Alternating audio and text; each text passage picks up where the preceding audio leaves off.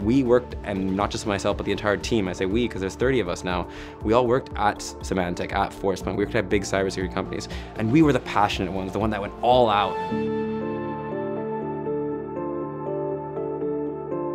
So dope is about being from California. Yeah. And we are made in California with love. The passion and energy and love we put into this product and capabilities is why we call it as dope security. We worked, and not just myself, but the entire team. I say we because there's 30 of us now.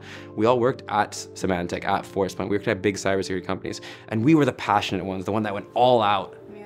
And over here, we're basically taking it to the next level where we're unlocked. We'll never hear the words, oh, you're so passionate, but. Yes. We'll hear, you're so passionate, let's do it. Yes. And that's the difference of dope security. Now, what are you anticipating for the future of dope security, and how does it set, how are you set apart from your competitors? So ultimately, from a product perspective, right, what happens if you have a company, thousands of people, they all have cybersecurity software on their devices. And so they'll have something like an endpoint protection, like a CrowdStrike, SentinelOne, things like that. Then they'll have like network security, like a Zscaler, Netscope. This is where we play, right?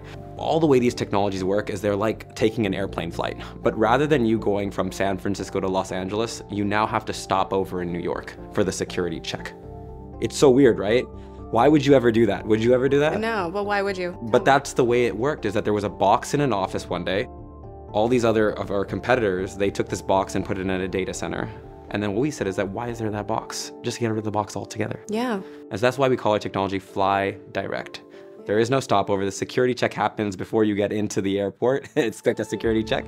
And then you can access the website you're trying to access. How does your product appeal to the everyday consumer? So like ultimately, this is gonna be purchased by a customer that's a big company, right? They're gonna be a chief security officer, chief information security officer. They're gonna say, hey, we don't wanna stop over, we wanna fly direct.